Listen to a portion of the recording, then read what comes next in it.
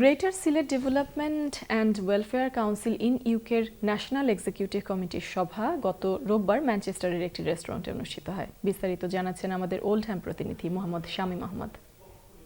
যুক্তরাজ্যে বসবাসরত বাংলাদেশিদের অন্যতম বৃহৎ সামাজিক সংগঠন greater Sylhet development and welfare council in UK GSC এর ন্যাশনাল এক্সিকিউটিভ কমিটি এনএসির গুরুত্বপূর্ণ সভা গত রবিবার ম্যানচেস্টারের বোম্বাই স্পাইস রেস্টুরেন্টে অনুষ্ঠিত হয়েছে। সংগঠনের সভাপতি সালেহ আহমেদের সভাপতিত্বে এবং সাধারণ সম্পাদক ফিরোজ খানের সঞ্চালনায় অনুষ্ঠিত সভায় পবিত্র কোরআন থেকে তেলাওয়াত করেন শাহ আলী হায়দার।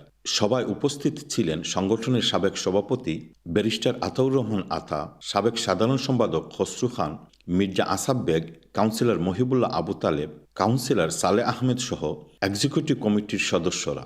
এতে স্বাগত বক্তব্য রাখেন নর্থ ওয়েস্ট রিজনের সভাপতি মির্জা আসকির বেগ এবং বার্ষিক আর্থিক রিপোর্ট পেশ করেন সংগঠনের ট্রেজারার আরজু মিয়া এমবিই।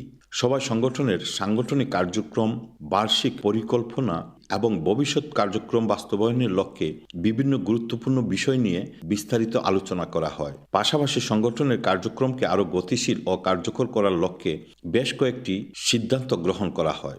সভায় বক্তারা ঐক্যবদ্ধভাবে সংগঠনের লক্ষ্য ও উদ্দেশ্য বাস্তবায়নে সবাইকে একযোগে কাজ করার আহ্বান জানান। Mohammad Shamim Ahmed, channel S news, Oldham.